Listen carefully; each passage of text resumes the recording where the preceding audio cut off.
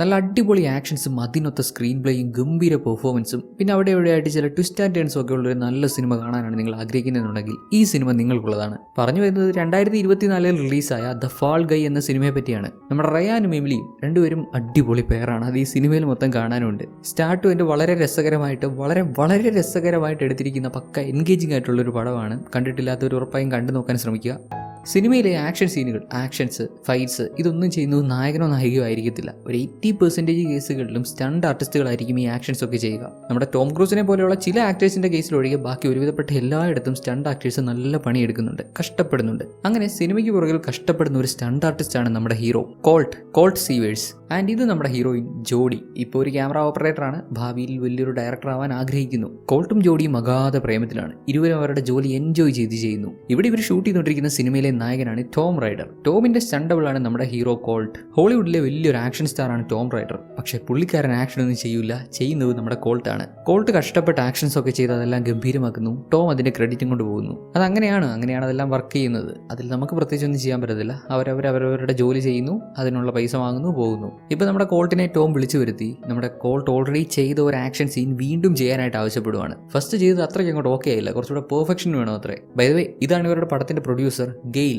നമ്മുടെ Ted lasso കണ്ട ആരും ഈ പുള്ളിക്കാരനെ മറക്കത്തില്ല. ഇപ്പോൾ പടത്തിന്റെ നായകൻ ടോം വീണ്ടും നമ്മുടെ കോൾട്ടിനോട് ആക്ഷൻ സീൻ ചെയ്യാൻ ആവശ്യപ്പെട്ടു. കോൾട്ടിനും സമ്മതിക്കല്ലാതെ വേറെ വഴിയില്ലല്ലോ. ഇത് നമ്മുടെ കോൾട്ടിന്റെ ഡ്രീം ജോബാണ്. മാത്രമല്ല അവൻ ഇഷ്ടപ്പെട്ട ഗേളിന്റെ കൂടെ വർക്ക് ചെയ്യാനും പറ്റുന്നുണ്ട്. അതിലും സന്തോഷം എന്താണ് വേണ്ടത്? പ്രൊഡ്യൂസറും നായകനും ഒക്കെ എന്താണോ ആവശ്യപ്പെടുന്നത് അതനുസരിക്കുക. ഇവന്റെ ജോലി ഇതല്ലേ. അങ്ങനെ കോൾട്ട് വീണ്ടും ഓൾറെഡി ചെയ്ത ആ ഒരു ആക്ഷൻ ചെയ്യുന്നു. നല്ല ഹൈറ്റിൽ നിന്ന് താഴേക്ക് വീഴുന്ന ഒരു സീനായിരുന്നു അത്. സംഭവം കൈവിട്ട് പോയി. ഇത്രയും ഹൈറ്റിൽ നിന്ന് വീണതല്ലേ. ഉടനടി മെഡിക്കൽ ടീം വന്ന് കോൾട്ടിനെ ഹോസ്പിറ്റലിലേക്ക് മാറ്റുന്നുണ്ട്. ദെൻ 18 മാസങ്ങൾ കഴിഞ്ഞു. ഇപ്പം നമ്മുടെ കോൾട്ട് അവന്റെ ഡ്രീം ജോബൊക്കെ ഉപേക്ഷിച്ച് ഒരു റെസ്റ്റോറന്റിൽ ജോലി ചെയ്യുവാണ്. അതും വാലറ്റായിട്ട്. കസ്റ്റമേഴ്സിന്റെ കാർസ് ഒക്കെ പാർക്ക് ചെയ്യൂലേ, ആ പണി. ഈ സമയത്താണ് നമ്മുടെ ഫിലിം പ്രൊഡ്യൂസർ ഗെയിൽ ഇവനെ വിളിക്കുന്നത്. യെസ്, നിന്റെ ഫേവറേറ്റ് പ്രൊഡ്യൂസറാണ്. എന്തൊക്കെയുണ്ട്, കാര്യങ്ങളൊക്കെ എങ്ങനെ പോകുന്നു? ആക്ച്വലി ആ ഒരു ഇൻസിഡന്റിന് ശേഷം ടോം നിന്നെ പറ്റി ചോദിക്കാറുണ്ടായിരുന്നു. ആള് നിനക്കൊരു മെസ്സേജ് അയച്ചായിരുന്നു, നീ കണ്ടില്ലേ? എന്ത്? Prayer hands emoji. അതാണ് അവൻ അയച്ച മെസ്സേജ്. അവരുടെ കിഴങ്ങനാണ്, അത് ഞാൻ സമ്മതിക്കുന്നു. അത് പോട്ടെ. ആക്ച്വലി ഞങ്ങൾ ഇപ്പോൾ വർക്ക് ചെയ്യുന്ന പടത്തിന് ഞങ്ങൾക്ക് നിന്നെ ആവശ്യമുണ്ട്. ഞാൻ വർക്ക് ചെയ്തിട്ടുള്ളത് വെച്ച് ഏറ്റവും ബെസ്റ്റ് സ്റ്റണ്ട്മാൻ നീയാണ്. സോ നാളെ തന്നെ നീ ഒരു പ്ലെയിൻ കയറി സിഡ്നി വരണം. നോ, നടക്കില്ല ഗെയിൽ, എനിക്ക് താല്പര്യമില്ല. ഞാൻ ആ ജോലി വിട്ടതാണ്. കമോൺ മാൻ, പറയുന്നത് മൊത്തം കേക്ക്. ഈ പടത്തിന്റെ പ്രൊഡ്യൂസർ ആരെന്നറിയ പ്രൊഡ്യൂസർ ഞാനല്ലേ. പ്രൊഡ്യൂസർ അല്ല, ഡയറക്ടർ ആരെന്നറിയോ? അതാരാണെന്ന് അറിഞ്ഞാൽ നീ ഇവിടെ പറന്നെത്തും. മറ്റാരുമല്ല മാൻ, ജോഡിയാണ്. ജോഡിയുടെ പേര് കേട്ടതും ഇടം വലം ചിതിക്കാതെ നമ്മുടെ ഹീറോ സമ്മതിച്ചു. ആഫ്റ്റർ ദാറ്റ് നമ്മുടെ കോൾട്ട് അവൻ ഇപ്പോൾ നിലവിൽ ചെയ്തുകൊണ്ടിരിക്കുന്ന ജോലിക്ക് വേണ്ടി ആ ഒരു റെസ്റ്റോറൻറ്റ് ചെല്ലുമ്പോഴാവട്ടെ അവിടെ വെച്ച് നമ്മുടെ കോൾട്ടിനെ പരിചയമുള്ളൊരു പുള്ളിക്കാരൻ അവൻ്റെ അടുത്ത് വന്ന് സംസാരിക്കുന്നുണ്ട്. മാൻ, താനല്ലേ തെറിച്ച് താഴെ വീണത്? ആ ഫോൾ ഗൈ എന്തൊക്കെയുണ്ട്, എങ്ങനെ പോകുന്നു എന്നൊക്കെ പറഞ്ഞ് ചോദിച്ച് അവൻ്റെ കാറ് പാർക്ക് ചെയ്യാൻ വേണ്ടി കൊടുത്തു. പഴയ പോലെ സ്റ്റണ്ട്മാനായിട്ട് ജോലിക്ക് കയറാൻ തീരുമാനിച്ചിരിക്കുന്ന സമയമാണ്. അപ്പോൾ ഇതുപോലൊരു അടിപൊളി കാർ കിട്ടിയാൽ ഇവൻ വിടുവോ? ഇവന്റെ സ്കില്ല് കണ്ട് കൂടെ വർക്ക് ചെയ്യുന്നവരും റെസ്റ്റോറൻറ്റിലെ കസ്റ്റമേഴ്സും ഇവൻ ഈ കാറിന്റെ ഓണർ എന്ന് നമ്മൾ വിചാരിച്ച് ഈ പുള്ളിക്കാരൻ വരെ ഞെട്ടിപ്പോകുന്നുണ്ട്. ഡാ പ്ലീസ് അത് ഞാൻ റെന്റിനെടുത്ത കാറാണ്, അത് എന്നെ കൊണ്ട് വാങ്ങിപ്പിക്കരുത് എന്നൊക്കെ പറഞ്ഞു പുള്ളി ഒരു സൈഡിൽ. പിറ്റേ ദിവസം തന്നെ ലൊക്കേഷനിലെത്തുന്ന നമ്മുടെ ഹീറോയെ അവർ 3D സ്കാൻ ഒക്കെ ചെയ്യുന്നുണ്ട്. അവന്റെ ഫേസ് മൊത്തം ഇങ്ങനെ സ്കാൻ ചെയ്യുന്നുണ്ട്. ആക്ഷൻ ചെയ്യുന്നത് ഇവനാണെന്നുണ്ടെങ്കിലും ഇവന്റെ മുഖം മാറ്റി അവിടെ ടോം റൈഡറിന്റെ മുഖം സെറ്റ് ചെയ്യണ്ടേ, അതിനുവേണ്ടിയുള്ള ടെക്നോളജിയാണ്. ഇദ്ദേഹമാണ് ഡാൻ ടക്കർ. സ്റ്റൺ കോർഡിനേറ്ററാണ്. നമ്മുടെ ഹീറോയുടെ നല്ലൊരു സുഹൃത്തുമാണ്. Hey man, welcome back. Oh thank you. നീയാണല്ലേ സ്റ്റൺ കോർഡിനേറ്റർ. എങ്ങനെയാണ്, ഞാൻ നിന്നെ സാറെന്ന് വിളിക്കണോ? അതൊന്നും വേണ്ട മോനെ, നീ എന്നെ ബോസ് എന്ന് വിളിച്ചാൽ മതി. ആദ്യം തന്നെ നമുക്ക് വണ്ടി ഒന്നിട്ട് ഉരുട്ടണം. ഒരു ക്യാനൻ റോളാണ് ആദ്യത്തെ സ്റ്റണ്ട്. എന്റെ ബോഡി ഇപ്പോഴും റിക്കവർ ആവുന്നേ ഉള്ളൂ, ഇതിനിടയിൽ ഒരു ക്യാനൻ റോൾ? ഇത് മാത്രമല്ല, ഇവർ ഷൂട്ട് ചെയ്യുന്ന സ്ഥലത്തെ സാൻഡ് അത്ര ഓക്കെ അല്ലത്രേ. ഈ സാൻഡിൽ ക്യാനൻ റോൾ അടിക്കാൻ പോയി കഴിഞ്ഞാൽ ആക്സിഡന്റ് ഉണ്ടാവാനുള്ള സാധ്യത കൂടുതലാണെന്ന് കോൾട്ട് പറയുന്നുണ്ട്. ബട്ട് ഷൂട്ടിംഗ് മുന്നോട്ട് പോയേ പറ്റൂ. സാൻഡ് മാറുന്നവരെ കാത്തിരിക്കാൻ പറ്റത്തില്ല. ഒട്ടും സമയം കളയാനില്ല, എത്രയും വേഗം എല്ലാവരും സ്റ്റണ്ടിന് റെഡിയാവാൻ ഡയറക്ടർ പറഞ്ഞു. എന്നാൽ ഇവിടെ ഒരു കാര്യം ശ്രദ്ധിക്കണം, നമ്മുടെ കോൾട്ടാണ് ഈ സിനിമയ്ക്ക് വേണ്ടി സ്റ്റണ്ട് ചെയ്യുന്നതെന്നുള്ള കാര്യം ജോഡി അറിഞ്ഞിട്ടില്ല. ഏതോ ഒരു പുതിയ സ്റ്റണ്ട്മാനെ കൊണ്ടുവന്ന് സ്റ്റണ്ട് ചെയ്യിപ്പിക്കുകയാണെന്നാണ് അവൾ അറിഞ്ഞിട്ടുള്ളത്. വാട്ട് എവർ ഇറ്റ് ഈസ്, ആരാണെങ്കിലും സ്റ്റണ്ട് കറക്റ്റായിട്ട് ചെയ്താൽ മതി. Come on ready up. ഇതൊരു കാർ ചേസിംഗ് സീനാണ്. ഏറ്റവും മുന്നിൽ നമ്മുടെ ഡയറക്ടറും ക്യാമറാസും ഒക്കെ ഘടിപ്പിച്ചിരിക്കുന്ന ഒരു വാഹനം. പിന്നാലെ ക്യാമറയിൽ കറക്റ്റായിട്ട് കിട്ടുന്ന രീതിയിൽ നമ്മുടെ ഹീറോ ഉൾപ്പെടെയുള്ള സ്റ്റണ്ട് ഡബിൾസ് ഡ്രൈവ് ചെയ്യുന്ന കാറുകളും പോകും. കുറച്ചങ്ങോട്ട് മുന്നോട്ട് ചെല്ലുമ്പോൾ ജോഡി പറയും ഈ പിന്നാലെ വരുന്ന വാഹനം, പ്രത്യേകിച്ച് നമ്മുടെ ഹീറോ ഡ്രൈവ് ചെയ്യുന്ന ആ ഒരു വാഹനം ക്യാമറയോട് ഏറ്റവും ക്ലോസ് ആയിട്ട് നിൽക്കാൻ ആവശ്യപ്പെടും. അപ്പോൾ തന്നെ കോൾട്ട് തിരിച്ച് പറയുന്നുണ്ട്, അങ്ങനെ ചെയ്തു കഴിഞ്ഞാൽ വണ്ടി കൺട്രോൾ നിൽക്കത്തില്ല. ഒന്നാമത് ഇവിടെ ഇവിടുത്തെ മണ്ണ് ശരിയല്ല, ക്യാമറ നശിക്കാനുള്ള ചാൻസ് ഉണ്ടെന്ന് പറയുന്നുണ്ട്. എന്നാൽ സ്റ്റൺ കോർഡിനേറ്റർ ഡാൻ ഇതൊന്നും വകവെക്കുന്നില്ല. ഡയറക്ടർ എന്താണോ ആവശ്യപ്പെട്ടത് അത് ചെയ്യുക, കമോൺ കാറിന്റെ സ്പീഡ് കൂട്ടി ക്യാമറയോട് ക്ലോസ് ആവാൻ ശ്രമിച്ചതും നമ്മുടെ ഹീറോ പറഞ്ഞ പോലെ തന്നെ സംഭവിച്ചു. കാർ ഇടിച്ച് ക്യാമറ നശിച്ചു. ഒരു ക്യാമറ പോയിട്ടുള്ളൂ, പ്രശ്നമില്ല, ബാക്കി 7 ക്യാമറകളുണ്ട്, അത് വെച്ച് ഷൂട്ട് ചെയ്യാവുന്ന രീതിയിൽ അത് കണ്ടിന്യൂ ചെയ്യുന്നു. And at last can and roll. Car മുന്നോട്ട് ചെന്ന് മറിഞ്ഞ് തലകുത്തനെ കറങ്ങി അങ്ങനെ പോയി നിന്നു. സീൻ നന്നായിരുന്നു. ഒരു ക്യാമറ നശിച്ചതൊഴിച്ച് വേറെ പ്രശ്നമൊന്നും പറ്റിയില്ല. മറിഞ്ഞു കിടക്കുന്ന കാറിൽ നിന്ന് കോൾട്ടിനെ പിടിച്ച് പുറത്തെത്തിച്ചു. അവൻ സേഫ്റ്റിക്ക് വേണ്ടി ഹെൽമെറ്റ് ഒക്കെ വെച്ചിട്ടുണ്ടായിരുന്നേ. ഇപ്പൊ ഹെൽമെറ്റ് ഊരിയപ്പോഴാണ് ഈ സ്റ്റണ്ട് ആർട്ടിസ്റ്റ് കോൾട്ട് ആണെന്ന് ജോഡി തിരിച്ചറിയുന്നത്. അത് ജോഡിക്ക് ഇഷ്ടപ്പെടുവോ? ഇവളോടൊരു വാക്കുപോലും പറയാതെ കോൾട്ടിനെ വിളിച്ചുകൊണ്ട് വന്നേക്കുന്നു. അതും 1.5 വർഷങ്ങൾക്ക് മുമ്പ് അങ്ങനെ ഒരു ആക്സിഡന്റ് ഉണ്ടായതിനു ശേഷം വീണ്ടും ഇപ്പോൾ സ്റ്റണ്ട് ആർട്ടിസ്റ്റ് ആയിട്ടൊക്കെ വരിക എന്ന് പറയുന്നത്, അതും ഇത്രയും റിസ്കി സ്റ്റണ്ടൊക്കെ ചെയ്യുക എന്ന് പറയുന്നത് വളരെ വളരെ റിസ്ക് പിടിച്ച പരിപാടിയാണ്. വീണ്ടും എന്തെങ്കിലും പറ്റിപ്പോയാലോ? ഇത് പറ്റില്ല, കോൾട്ടിനെ വെച്ച് ഇനി സ്റ്റണ്ട്സ് ചെയ്യാൻ പറ്റില്ല, വേറെ ആരെയെങ്കിലും കണ്ടുപിടിച്ചോണ്ട് പോവാ. ജോഡി അങ്ങനെ പറഞ്ഞാൽ ശരിയാവത്തില്ല. ബിക്കോസ് വേറെ സ്റ്റണ്ട് ആർട്ടിസ്റ്റ് ആരും ഇപ്പോൾ അവൈലബിൾ അല്ല. വേറെ വഴിയില്ലാതെ കോൾട്ടിനെ വെച്ച് തന്നെ തുടരേണ്ടി വരുന്നു. അടുത്ത ഒരു ഫയർ സ്റ്റണ്ടാണ്. വലിയൊരു യുദ്ധം, ഏലിയൻസും ഹ്യൂമൻസും ഒക്കെയുള്ള വലിയൊരു യുദ്ധം. ഇതിനിടയിൽ ശരീരം മൊത്തം തീ കത്തി നമ്മുടെ ഹീറോ ഓടി വരുന്നു. വലിയൊരു എക്സ്പ്ലോഷൻ ഉണ്ടാവുന്നു. അവൻ തെറിച്ചു പോയി ഒരു പാറയിൽ ഇടിച്ച് വീഴുന്നു. ഇതാണ് സ്റ്റണ്ട്. കോൾട്ട് പക്ക പ്രൊഫഷണൽ രീതിയിൽ അത് നന്നായിട്ട് ചെയ്തു. ബട്ട് ജോഡിക്ക് അത് അങ്ങോട്ട് ഇഷ്ടപ്പെട്ടില്ല. ഇഷ്ടപ്പെട്ടാലും അവൾ ഇഷ്ടപ്പെട്ടില്ലെന്ന് തന്നെ പറയുന്നത്. നമുക്കൊരു ചെറിയ ടെക്നിക്കൽ ഇഷ്യൂ ഉണ്ടായി, വീണ്ടും നമുക്കത് ചെയ്യണം. ബിഫോർ ദാറ്റ് നിനക്ക് ഈ സ്ക്രിപ്റ്റിനെ പറ്റി ഒന്ന് പറഞ്ഞുതരാം. അതായത് ഇതൊരു ലവ് സ്റ്റോറിയാണ്. ഇതൊരു സയൻസ് ഫിക്ഷൻ ലവ് സ്റ്റോറിയാണ്. 2 ക്യാരക്ടേഴ്സാണ് പ്രധാനമായിട്ടുള്ളത്. ഒന്നൊരു ഏലിയനാണ്, ഏലിയാന, ആൻഡ് നീയാണ് സ്പേസ് കൗബോയ്. സ്പേസ് കൗബോയും ഏലിയാനയും തമ്മിലുള്ള പ്രണയമാണ് മെയിൻ പ്ലോട്ട്. ഇവർ രണ്ടാളും നല്ല അടുപ്പത്തിലാണ്, നല്ല സ്നേഹത്തിലാണ് എന്നൊക്കെ പറഞ്ഞ് നമ്മുടെ കോൾട്ടും ജോഡിയും മുമ്പ് എങ്ങനെയായിരുന്നു, അവരുടെ റിലേഷൻഷിപ്പിൽ കാര്യങ്ങളൊക്കെ എങ്ങനെയായിരുന്നു, അതുമായിട്ട് കണക്ട് ചെയ്ത് ഇവള് സംസാരിക്കുന്നു. ഒരിക്കൽ കൗബോയ്ക്ക് ഒരു ആക്സിഡന്റ് പറ്റി. പിന്നെ അവൻ എങ്ങോട്ടോ പോയി. ഇത്രയും പറഞ്ഞപ്പോൾ തന്നെ കോൾട്ടിന് സംഭവം പിടികിട്ടുന്നുണ്ട്. ഇവൻ ആക്സിഡന്റ് പറ്റിയതിന് ശേഷം ഇവനോളെ കോൺടാക്ട് ചെയ്യാൻ ശ്രമിച്ചില്ല. 1.5 വർഷമായിട്ട് യാതൊരു കോൺടാക്റ്റും ഇല്ലായിരുന്നു. ആ സംഭവത്തെ പറ്റിയാണ് അവൾ പറഞ്ഞു വരുന്നതെന്ന് മനസ്സിലായി. ഓക്കെ പിടികിട്ടി, അടുത്ത ടേക്ക് വാ എന്ന് പറഞ്ഞ് അടുത്ത ടേക്ക് എടുക്കുന്നു. ഇത്തവണ നല്ല ഗംഭീരമായിട്ട് തന്നെ ഇവൻ പെർഫോം ചെയ്യുന്നുണ്ട്. ബട്ട് ജോഡിക്ക് പിന്നെയും പിടിക്കുന്നില്ല.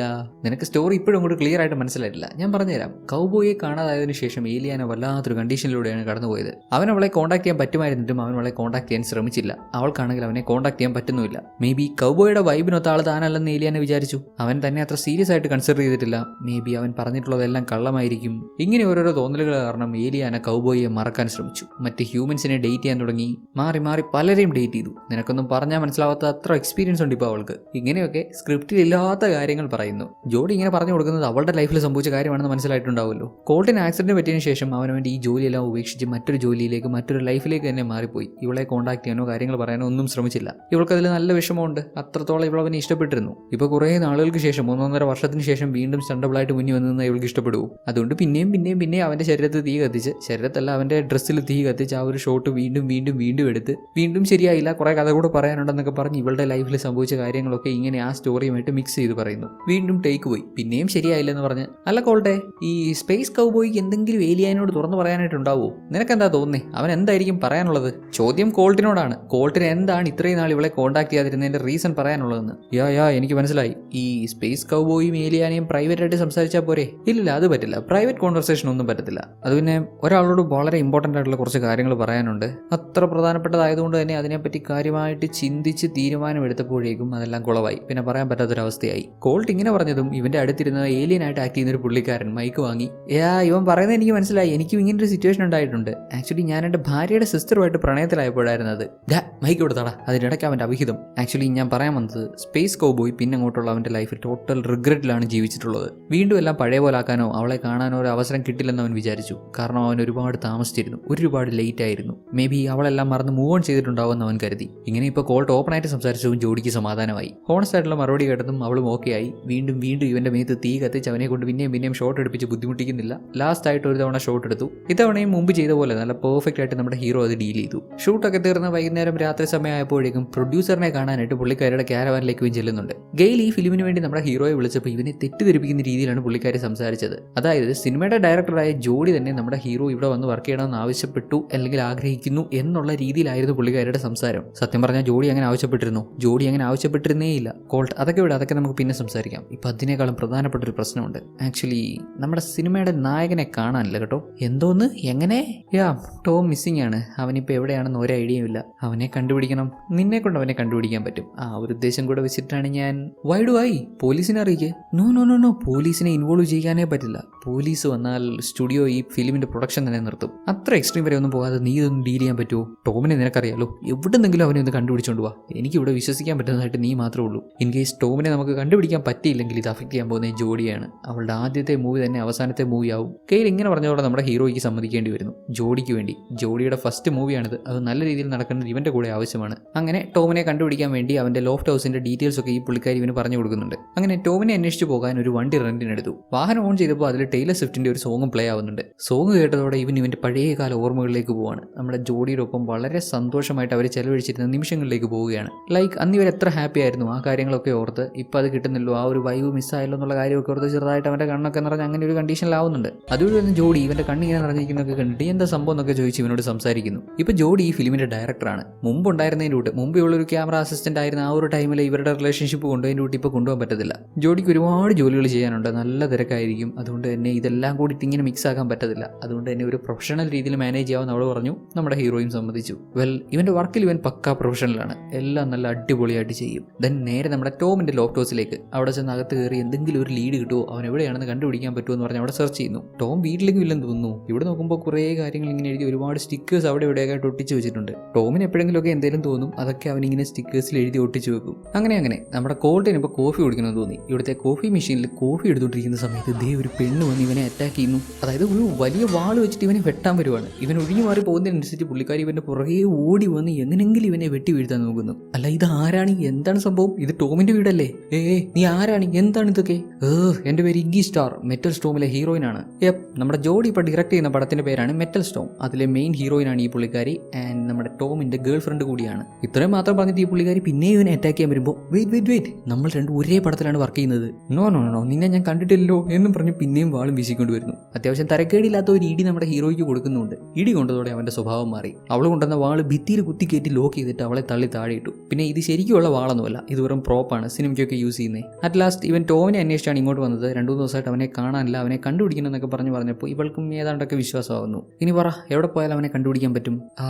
അവൻ ഇടയ്ക്കിടെ ഒരു ക്ലബ്ബിൽ പോകാറുണ്ട്, മേ ബി അവിടെ നിന്ന് ട്രൈ ചെയ്ത് നോക്ക്. പക്ഷേ നീ ഒരു പോവോ ആയിട്ട് പോയാൽ അവരകത്ത് കയറ്റത്തില്ല. എന്നാന്ന് പോവോയോ എന്ന് വെച്ചാൽ പൂർ പീപ്പിൾ, പണമില്ലാത്തവരെ. ആ ക്ലബ്ബ് VVIPകൾക്ക് വേണ്ടി മാത്രമുള്ളതാണ്. എന്തായാലും നമ്മുടെ ഹീറോയ്ക്ക് ടോമിനെ കണ്ടുപിടിച്ചേ പറ്റൂ, ക്ലബ്ബിലോട്ട് പോയേ പറ്റൂ. അതുകൊണ്ട് തന്നെ ഈ ആക്ട്രസ് ഇവനിടാൻ ഡ്രസ്സൊക്കെ എടുത്ത് കൊടുക്കുന്നുണ്ട്. ടോമിന്റെ ഡ്രസ്സസ് ഒക്കെ എടുത്തു കൊടുത്തു. ടോമിന്റെ സ്റ്റണ്ടബിൾ ആണല്ലോ, രണ്ടുപേരെയും കണ്ടാൽ ഏകദേശം ഒരുപോലൊക്കെ തന്നെ ഇരിക്കും. ടോമിന്റെ ഡ്രസ്സും ഗ്ലാസും ഒക്കെ വെച്ച് കഴിഞ്ഞപ്പോഴത്തേക്ക് കറക്റ്റ് ടോമിന്റെ അമ്മ കണ്ടാലും ഇതാണ് ടോം എന്ന് വിചാരിക്കൂ. അങ്ങനെ നേരെ ക്ലബ്ബിൽ ചെന്നു. അവിടെ ആവട്ടെ നമ്മുടെ ടോമിന് മയക്കുമരുന്നുകളൊക്കെ സപ്ലൈ ചെയ്യുന്ന ഒരു പുള്ളിക്കാരനെ പരിചയമുണ്ട്. അങ്ങേരുടെ ചോദിച്ചാൽ ടോമിനെ പറ്റിയുള്ള വിവരങ്ങൾ കിട്ടുമെന്നാണ് ആക്ട്രസ് പറഞ്ഞത്. ഇപ്പൊ ഇവിടെ വന്ന് ഈ പുള്ളിക്കാരൻ്റെ അടുത്ത് ടോം റൈറ്റർ എവിടെ അവനെ കണ്ടായിരുന്നോ എന്നൊക്കെ പറഞ്ഞ് ചോദിച്ചപ്പോൾ അങ്ങേരാവട്ടെ ഇവനെ പിടിച്ചിരുത്തി ഡ്രിങ്ക്സ് ഒക്കെ കൊടുത്ത് സംസാരിക്കുന്നു. നിന്റെ സ്റ്റണ്ട്സ് ഒക്കെ അടിപൊളിയാ, നിനക്ക് ഓസ്കാർ കിട്ടിയിട്ടുണ്ടോ?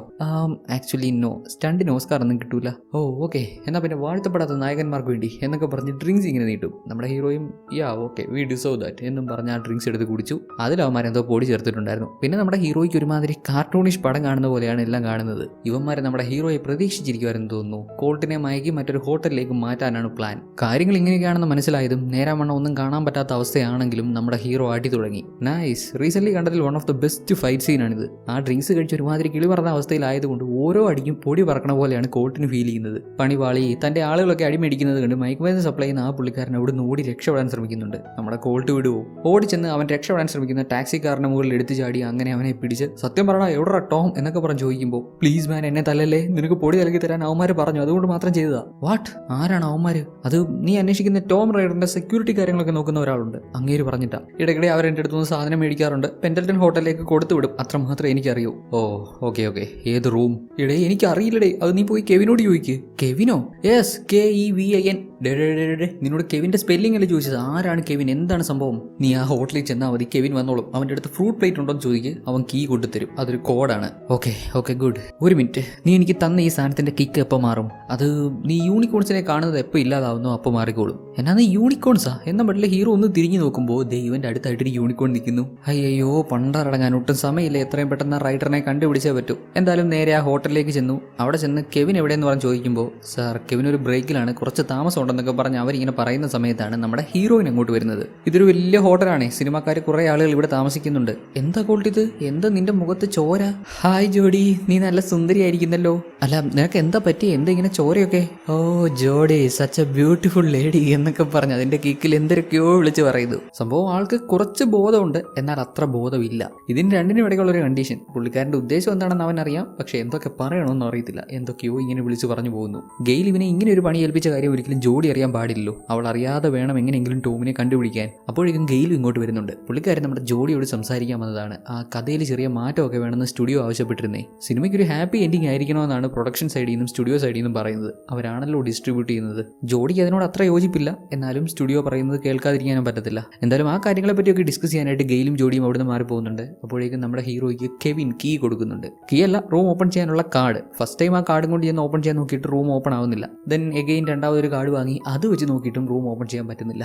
ദേഷ്യം വന്ന ഹീറോ റൂം ചവിട്ടി തുറന്നകത്ത് കയറി. ഇവിടെയും ആരെയും കാണാനില്ല, ആകെ പോകെയുള്ള ആ ഒരു യൂണിക്കോൺ മാത്രമാണ്. ഇവിടുന്ന് എന്തെങ്കിലും ലീഡ് കിട്ടുമെന്ന് കരുതി അവിടെ മൊത്തം തിരിയുന്ന സമയത്താണ് നമ്മുടെ ഹീറോയിൻ ഇവനെ വിളിക്കുന്നത്. നേരത്തെ ഗെയിൽ അവളോട് കുറച്ച് കാര്യങ്ങൾ പറയുന്നുണ്ടായിരുന്നല്ലോ, അതായത് സ്റ്റുഡിയോയുടെ സൈഡിൽ നിന്ന് അവരൊരു ഹാപ്പി എൻഡിംഗ് ആണ് എക്സ്പെക്ട് ചെയ്യുന്നത്, അവർക്കൊരു ഹാപ്പി എൻഡിംഗ് കൊടുക്കണമെന്നൊക്കെ. ബട്ട് ഇവൾക്കത് ഒട്ടും താല്പര്യമില്ല. ഇവളുടെ ഐഡിയാസൊക്കെ നമ്മുടെ ഹീറോയോട് ഷെയർ ചെയ്യുന്നു. അപ്പോൾ അവനാണെങ്കിലും ഈ ഒരു റൂം തിരിഞ്ഞുകൊണ്ട് അവൻ്റെ മനസ്സിൽ തോന്നുന്ന കാര്യങ്ങളൊക്കെ ഇങ്ങനെ പറയുവാണ്. സത്യം പറഞ്ഞാൽ ടോമിന് ഇപ്പോൾ ജോഡി പറയുന്നത് കേൾക്കാൻ ഒട്ടും താല്പര്യമില്ല. അതിനേക്കാളും പ്രധാനപ്പെട്ട കാര്യങ്ങളാണ് അവൻ ചെയ്തുകൊണ്ടിരിക്കുന്നത്. ബട്ട് ഇവള് പറയുന്നത് കേൾക്കാതെ കോൾ കട്ട് ചെയ്താൽ അത് അവൾക്ക് എങ്ങനെ ഫീൽ ചെയ്യും? അതുകൊണ്ടൊക്കെ മാത്രം സിനിമയുടെ ക്ലൈമാക്സിനെ പറ്റിയുള്ള അവളുടെ ഐഡിയാസ് അവൾ ഷെയർ ചെയ്യുമ്പോൾ അതിനെയൊക്കെ സപ്പോർട്ട് ചെയ്ത് ഇങ്ങനെ സംസാരിക്കുന്നു. അതിൻ്റെ കൂട്ടത്തിൽ തന്നെ ആ റൂം തിരിയുന്നുണ്ട്. അങ്ങനെ സിനിമയെ പറ്റിയുള്ള കുറേ കാര്യങ്ങളൊക്കെ സംസാരിച്ചു. ദെൻ ജോഡി കോൾ കട്ട് ചെയ്ത ശേഷം ഇവൻ ആ റൂം തിരിഞ്ഞു വരുമ്പോൾ കാണുന്ന കാഴ്ച ദേ ഇതാണ്.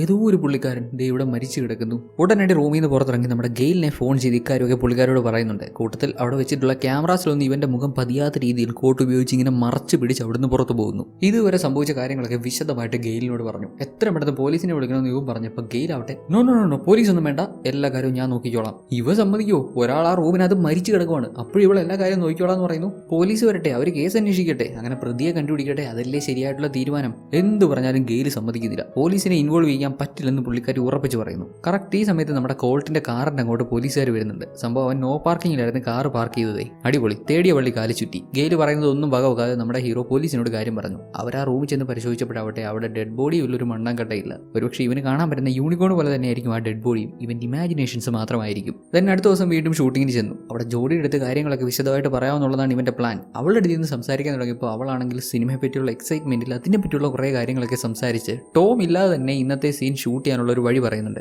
ഓൾറെഡി നമ്മുടെ കോൾട്ടിന്റെ ഫേസ് 3D സ്കാൻ ചെയ്തിരുന്നല്ലോ. ആക്ഷൻ സീനുകളിൽ കോൾട്ടിന്റെ ഫേസ് മാറ്റി ടോമിന്റെ ഫേസ് ഡീപ് ഫേക്ക് ചെയ്യാൻ വേണ്ടിയിട്ടാണ് അങ്ങനെ ചെയ്തത്. ഇപ്പോൾ ഇന്നത്തെ ഷൂട്ടിംഗ് മൊത്തം നമ്മുടെ ഹീറോയെ വെച്ച് നമ്മുടെ കോൾട്ടിനെ വെച്ച് ചെയ്യാമെന്ന് ജോഡി പറയുന്നു. അതും ചെയ്യാനുള്ളത് ഫുൾ ഒരു ഫൈറ്റ് സീനാണ്. അത് നമ്മുടെ ഹീറോ അവതരിപ്പിക്കുന്നു. ഇവനും ഇവന്റെ കൂടെയുള്ള ആർട്ടിസ്റ്റുകളൊക്കെ അവരവർ ചെയ്യേണ്ട കാര്യം പ്രോപ്പറായിട്ട് ചെയ്ത് അങ്ങനെ ആ ഒരു ഷൂട്ടിംഗ് സെക്ഷൻ ഗംഭീരമാക്കി. ഷൂട്ടിങ്ങിന് ശേഷം ജോഡി ഇവിടെ അടുത്തൊരു കരോക്കേക്ക് പോകുന്നുണ്ട്. അവിടെ ഇവളുടെ കൂടെ പാടാനായിട്ട് നമ്മുടെ ഹീറോയെയും അവൾ ഇൻവൈറ്റ് ചെയ്യുന്നുണ്ട്. ഓക്കെ റൈറ്റ്, വരാമെന്ന് അവനും സമ്മതിച്ചു. 1.5 വർഷങ്ങൾക്ക് ശേഷം രണ്ടാളും കഴിഞ്ഞ ദിവസമാണ് കണ്ടുമുട്ടിയത്. ഇതുവരെ ജോലി അതിന്റെ കാര്യങ്ങളൊക്കെ ആയിട്ട് അങ്ങനെ നടക്കുമായിരുന്നല്ലോ. ഇപ്പോൾ വീണ്ടും പഴയ പോലെ അവരുടേതായിട്ടുള്ള കുറച്ച് മൊമെന്റ്സ് ക്രിയേറ്റ് ചെയ്യാനൊരു അവസരം കിട്ടി. രണ്ടാളും ഒരുമിച്ച് കരോക്കെ പാടാമെന്ന് സമ്മതിച്ചു. എന്നാൽ പടത്തിന്റെ പ്രൊഡ്യൂസർ ഗെയിൽ ഇതിന് വിലങ്ങുതടിയായിട്ട് വരുന്നുണ്ട്. കഴിഞ്ഞ ദിവസം ഇവൻ ഹോട്ടൽ റൂമിൽ വെച്ച് ഡെഡ് ബോഡി കണ്ടതും അത് പോലീസിനെ ഇൻഫോം ചെയ്തതൊന്നും പുള്ളിക്കാരിക്ക് ഇഷ്ടപ്പെട്ടില്ല. അതായത് ശരിക്കും അവിടെ ഡെഡ് ബോഡി ഉണ്ടായിരുന്നു, മാത്രമല്ല മറ്റെന്തൊക്കെയോ പ്രശ്നങ്ങൾ ഇവിടെ നടക്കുന്നുണ്ട്. അതുകൊണ്ട് എത്രയും വേഗം ഇവൻ ഈ ടൗൺ വിട്ട് പോകണമെന്നാണ് പുള്ളിക്കാരി പറയുന്നത്. കോൾട്ടിനോട് പോകാനായിട്ട് പുള്ളിക്കാരി ഫ്ലൈറ്റിൽ ടിക്കറ്റ് ഒക്കെ ബുക്ക് ചെയ്തിരുന്നു. അതൊക്കെ അവൻ്റെ കൊണ്ട് കൊടുത്തിട്ട് എത്രയും വേഗം ഇവിടുന്ന് വിട്ടോ, ഇവിടെ കാര്യങ്ങളൊന്നും അത്ര ശരിയല്ല, എല്ലാം ഓക്കെ ആയിട്ട് ഇങ്ങോട്ട് തിരിച്ചു വന്നാൽ മതി എന്ന് പറഞ്ഞു.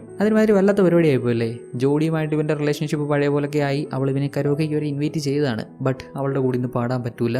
പ്രൊഡ്യൂസർ പറഞ്ഞാൽ പിന്നെ വേറൊന്നും ചെയ്യാൻ പറ്റത്തില്ലല്ലോ. അങ്ങനെ തിരിച്ചു പോയേക്കാവുന്നുള്ള മൂഡിൽ നമ്മുടെ ഹീറോ അങ്ങനെ നിൽക്കുമ്പോഴാണ് അതുവഴി ടോം റൈഡറിന്റെ അസിസ്റ്റന്റ് വരുന്നത്. ഇവളുടെ പേര് ആൽമ. ടോമിനെ പറ്റി ഇവൾക്ക് എന്തെങ്കിലും അറിയാൻ ചാൻസ് ഉണ്ടല്ലോ. അവസാനമായിട്ട് ഇവൾ എവിടെ വെച്ചാണ് ടോമിനെ കണ്ടതെന്ന് പറഞ്ഞ് ചോദിക്കുമ്പോൾ ലാസ്റ്റ് ആയിട്ട് ഞാൻ അവനെ കണ്ടപ്പോൾ എല്ലാ കാര്യങ്ങളും നോർമലായിരുന്നു. അവനും ഹെൻറിയും കൂടെ ഫൈറ്റ് ചെയ്യുന്നതാണ് ഞാൻ ലാസ്റ്റ് കണ്ടത്. ഇതാണ് ടോമിന്റെ നോർമൽ ലൈഫ്. എന്തെങ്കിലുമൊക്കെ പൊടിയും വലിച്ചു കയറ്റി ആരോടെങ്കിലുമൊക്കെ ബഹളം ഉണ്ടാക്കി അങ്ങനെ നിൽക്കും. അന്നാണ് ആൽമ ലാസ്റ്റ് ആയിട്ട് ടോമിനെ കണ്ടത്. ആഫ്റ്റർ ദാറ്റ് അടുത്ത ദിവസം നമ്മുടെ ഗെയിൽ ആൽമയെ വിളിച്ചിട്ട് ടോമിനെ കാണാനില്ലെന്നും അവന്റെ ഫോൺ മിസ്സായെന്നും പറയുന്നു. എന്നാൽ ആൽമയ്ക്ക് ടോമിന്റെ ഫോൺ കിട്ടിയിട്ടുണ്ടായിരുന്നു. ഇപ്പോഴും അവന്റെ ഫോൺ അവളുടെ കയ്യിലുണ്ട്. ഇത് ഏതായാലും കാര്യമായി. ഇവൾ ഫോൺ എടുത്ത് വെച്ചുകൊണ്ട് ഇനിയിപ്പോൾ ഇതിൽ നിന്ന് എന്തെങ്കിലും ലീഡ് കിട്ടി മുന്നോട്ട് പോയി ടോമിനെ കണ്ടുപിടിക്കാൻ പറ്റിയെന്നിരിക്കും. അറ്റ് ദ സെയിം ടൈം നമ്മുടെ ഹീറോയിൻ ജോഡി ഇപ്പോൾ ഒരു പബ്ബിലാണ്. അവിടെയാണ് കരോക്കെ പാടുന്നത്. പലരും അവിടെ പാട്ടുകളൊക്കെ പാടുന്നുണ്ട്. ഇവള് കോൾട്ടിന് വേണ്ടി വെയിറ്റ് ചെയ്തിരിക്കുകയാണല്ലോ. കോൾട്ടിനോട് പോകാനുള്ള ഫ്ലൈറ്റ് ടിക്കറ്റ് ഒക്കെ കൊടുത്തിട്ട് പ്രൊഡ്യൂസർ ഗെയിലും ദേ അങ്ങോട്ട് ചെല്ലുന്നുണ്ട്. ഇവിടെ ആവട്ടെ ആൽമയ്ക്ക് ഒരു പ്രൊഡ്യൂസർ ക്രെഡിറ്റ് വേണം. നമ്മുടെ ഹീറോയ്ക്ക് എന്ത് ചെയ്യാൻ പറ്റും? ഇവനൊരു സ്റ്റണ്ടബിൾ അല്ലേ. സ്റ്റണ്ടബിൾ മാത്രമല്ല ഡയറക്ടറുമായിട്ട് ഇവന് ബന്ധമുണ്ട്. ആ ഒരു റിലേഷൻ യൂസ് ചെയ്ത് എങ്ങനെയെങ്കിലും ഒപ്പിച്ച് കൊടുക്കാമെന്നുണ്ടെങ്കിൽ ഈ ടോമിന്റെ ഫോൺ കൊടുക്കാമെന്ന് പറയുന്നു. ടോമിന്റെ ഫോൺ കിട്ടിയേ പറ്റുള്ളൂ, സമ്മതിക്കല്ലാതെ വേറെ വഴിയില്ല. നമ്മുടെ ഹീറോയും അവനെ കൊണ്ട് പറ്റുന്ന പോലെ ശ്രമിക്കാമെന്ന് പറഞ്ഞു.